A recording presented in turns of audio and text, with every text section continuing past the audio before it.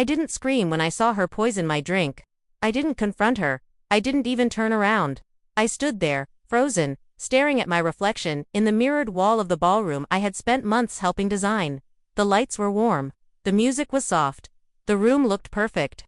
And that's how I caught Herbie, 'cause perfection reflects everything, even monsters. My new mother-in-law, Marianne Caldwell, stood directly behind me. She thought I was adjusting my hair. What she didn't know was that the polished glass behind the bar turned her into a confession. I saw her manicured hand slip into her clutch.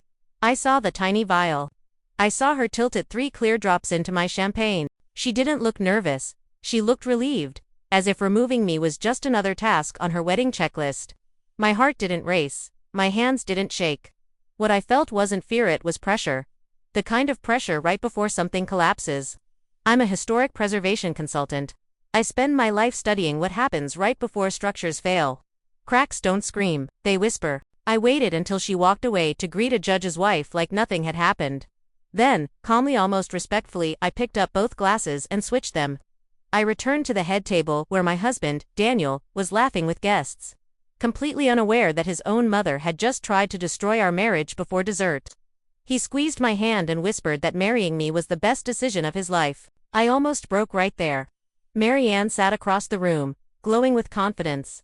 When our eyes met, she lifted her champagne flute, the poisoned one, and gave me a small, smug smile. The kind that says you're done. She thought she had won. She didn't know that for 2 years, she had been teaching me exactly how far she was willing to go. The subtle insults. The fake concern. The accidental exclusions. The polite cruelty that made everyone else think she was gracious and me look unstable for reacting. 6 months earlier, she slid an envelope across her dining table. Inside was a check big enough to change my life. She called it a clean exit. She said I didn't belong in their world. That was the day I realized this wasn't about class or money. It was about control. So when I watched her take that first confident sip of champagne at my wedding reception, I didn't stop her. I waited. Because some people don't need to be confronted, they need to be exposed. And as the music swelled and the room prepared for speeches, I knew one thing with terrifying certainty. This wedding was about to become something no one would ever forget. And the worst part, she had no idea what she'd just done to herself. People think hatred is loud, explosive, obvious. They're wrong. Real hatred is quiet, polished. It smiles at you while it sharpens the knife behind its back. From the moment Daniel introduced me to his family, Marianne Caldwell didn't raise her voice once. She didn't have to. She mastered a much more effective weapon: invisibility. She treated me like a temporary inconvenience, something her son would eventually outgrow. The first time we met was at the Caldwell estate. Daniel had asked me to join them because I was consulting on a historic renovation nearby. I showed up in boots, hair tied back, hands still smelling faintly of dust and old wood.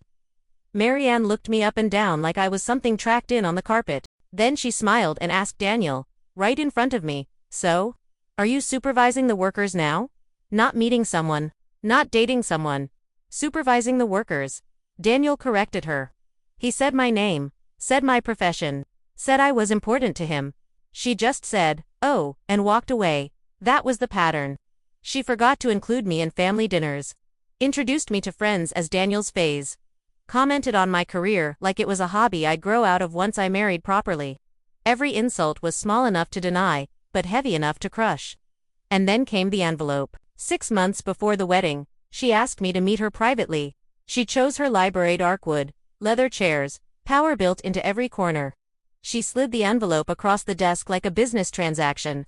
Inside was more money than I'd ever held at one time. She called it a gift. She said she wanted to help me move on. "You're ambitious," she said calmly. "But you're not built for this family. We preserve legacies. You renovate things. This isn't personal. It's practical." I remember realizing something in that moment. She wasn't afraid of me because I was weak. She was afraid because I refused to bend. When I slid the envelope back and told her I wasn't for sale, something shifted in her eyes. The civility vanished. The patience snapped. From that day on, she escalated. Vendors received strange calls. The florist was told the wedding was cancelled due to a family emergency. My seating chart mysteriously disappeared. My veil was ripped in a way no accident could explain. And every time I brought it up, Marianne smiled sweetly and suggested I was stressed, emotional, overreacting. She was laying groundwork. So when I saw that vial at the reception, everything finally made sense. This wasn't impulse. This was premeditation. She wasn't trying to embarrass me. She was trying to erase me quietly, publicly, permanently. And as I watched her raise that champagne glass with absolute confidence, I understood something terrifying. She had planned this long before my wedding day, and she believed she would walk away clean. Weddings have a rhythm. You feel it in your bones, the rise of laughter, the clink of glasses, the way the room leans forward when someone stands to speak. When the music softened and the MC tapped the microphone, the entire ballroom shifted. And that's when Marianne stood up. She moved slowly, deliberately, like a woman who believed the room belonged to her. Her silver dress caught the light. The same champagne flute, the one she thought was mine, was lifted high in her hand. Daniel leaned toward me and whispered, "She's finally behaving." I didn't answer, because I could see it now. This wasn't just about making me sick. She hadn't poisoned a drink to cause chaos. She had poisoned a moment. Her lips curved into that familiar, practiced smile. The one that had fooled judges, donors, and socialites for decades. "Marriage," she began, voice steady, elegant, amplified through the room, "is about trust." My stomach tightened, not with fear, but recognition. "About knowing the person beside you," she continued, eyes locking onto mine. "And believing they have your best interests at heart." A few people laughed softly. They thought it was a loving toast. It wasn't. This was a setup. She raised her glass toward me. I raised my water. "To honesty," she said, holding my gaze just a second too long. "To family." She drank. All of it. For a moment, nothing happened. She sat back down, triumphant, leaning toward my father to comment on the venue, like she hadn't just committed a crime. I counted silently. Seconds ticked by. The string quartet resumed. Guests relaxed. Then I saw it. Her fingers trembled. She blinked too fast. Her smile faltered like a cracked mask. She reached for her throat, confused, not panicked yet, just surprised. As if reality had just betrayed her. She tried to stand. She didn't make it. Her knees buckled. She grabbed the tablecloth, dragging floral centerpieces and crystal glasses to the floor with her. The sound was sharp, unforgiving, final. Then the room went dead silent. Marianne vomited violently, uncontrollably, onto the polished floor, onto her gown, onto everything she'd spent a lifetime pretending she was above. The smell hit instantly. Gasps erupted. Someone screamed, "Mom!" Daniel was on his feet in seconds. Marianne looked up at him, eyes glassy, mouth trembling. "I don't feel right," she slurred before collapsing again. Chaos broke loose. Guests crowded. Chairs scraped. Someone called for an ambulance. I stayed seated 1 second longer than everyone else. Not out of cruelty, out of certainty. Because I knew this wasn't the end of her plan. It was the beginning of mine. When disaster hits, most people freeze. I didn't. Years of working around collapsing buildings taught me one thing: panic makes everything worse. While guests screamed and rushed toward Marianne, I stood up and took control. I told the band to stop playing. I cleared space. I directed the coordinator to open the side doors. Daniel was already on the floor beside his mother, his medical instincts kicking in. Checking her pulse, her breathing, calling out vitals to no one in particular. The paramedics arrived fast. As they lifted Marianne onto the stretcher, her designer clutch slipped from her hand and hit the floor. The clasp snapped open. Everything spilled out. Lipstick, compact mirror, and a small, empty glass vial. Daniel saw it. He froze, but the vial wasn't the worst part. A folded piece of thick, cream-colored paper slid across the floor and stopped near my heel. I picked it up before anyone else noticed. The handwriting was unmistakable, precise, elegant, rehearsed. I knew exactly what it was before I opened it. It was a speech, not a toast. A cover story. I handed it to Daniel without a word. His eyes scanned the page, and I watched the transformation happen in real time, the confusion, the disbelief, and then something breaking deep inside him. The note read like an apology to the guests. It claimed I had struggled with addiction. That the stress of the wedding had caused a relapse. That alcohol had triggered an episode. It asked everyone to forgive the scene and respect our privacy. She had written it before the reception. She wasn't just planning to poison me. She was planning to destroy my reputation while I was too sick to defend myself. Daniel's hands started to shake. The paramedics rolled Marianne away, still semi-conscious, still mumbling excuses no one could hear. The ballroom buzzed with speculation and shock. Daniel didn't move. Then he did something I'll never forget. He folded the note carefully and placed it in his jacket pocket.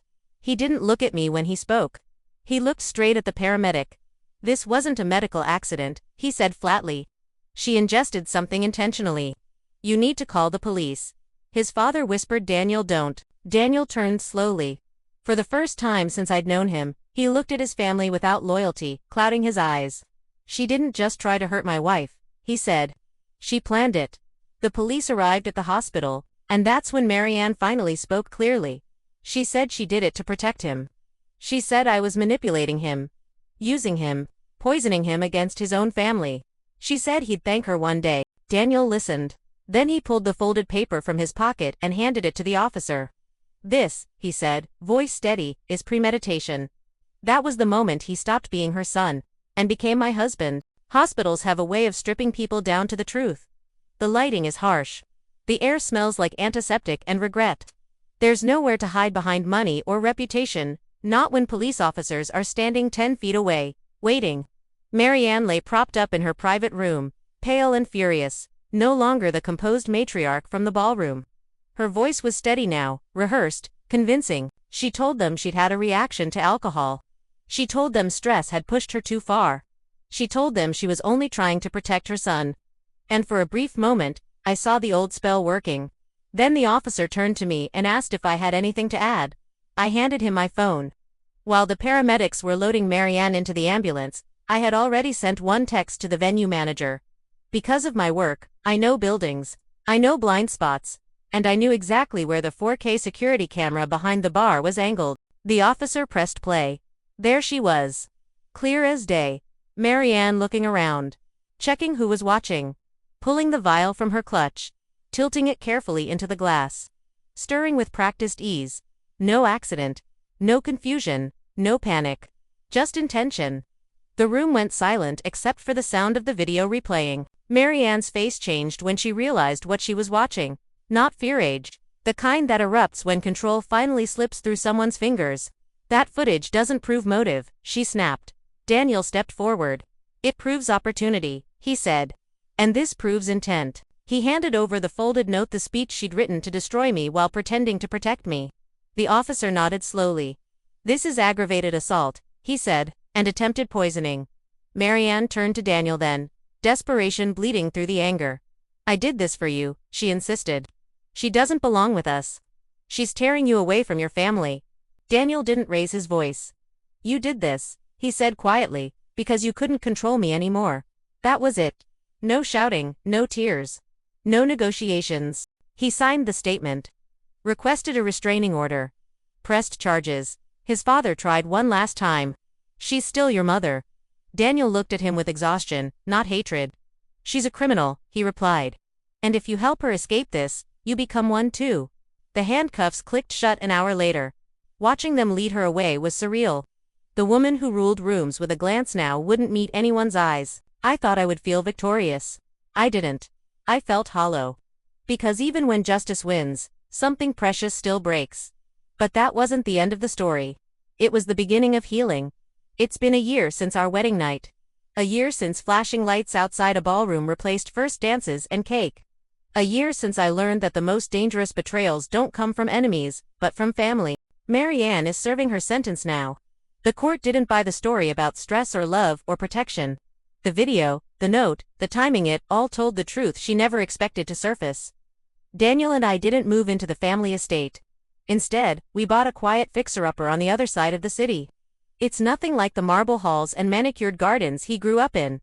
The floors creak. The walls needed work. The place had flaws. So did we. For a long time I thought healing meant pretending none of it hurt, being strong, being fine. But trauma doesn't disappear just because justice shows up. Some nights, Daniel wakes up angry not at his mother, but at himself. Angry that he didn't see it sooner. Angry that he let me stand alone in rooms where I was being slowly erased. And some nights, I wake up afraid not of her but of how close we came to letting someone else write our story. We talk now. About everything. The hard parts, the uncomfortable parts, the moments we'd rather forget. Trust didn't return overnight, but when it did, it came back deeper, stronger, unshakable. One evening last week, I was sitting at our kitchen table repairing a bowl I'd accidentally dropped. I filled the cracks with a fine gold-colored resin instead of hiding them. When Daniel asked why, I told him the truth. Because breaks don't mean failure. They mean survival. Mary Ann tried to fracture us at our weakest point. She miscalculated. What she didn't understand is that love isn't about perfection, it's about choosing each other when the mask comes off. Daniel didn't just choose me that night. He chose honesty over legacy, peace over tradition, a future over fear. And I chose something too. I chose to stop shrinking myself to make room for people who only know how to take. I chose to believe that love should never feel like something you have to earn by suffering. Our marriage isn't flawless, it's real, and that's stronger than anything she ever built. If you believe toxic family members don't deserve access to your peace, hit like, subscribe, and share this story with someone who needs to hear it. And tell me in the comments, have you ever had to set boundaries with someone who thought they owned you? Your story matters too.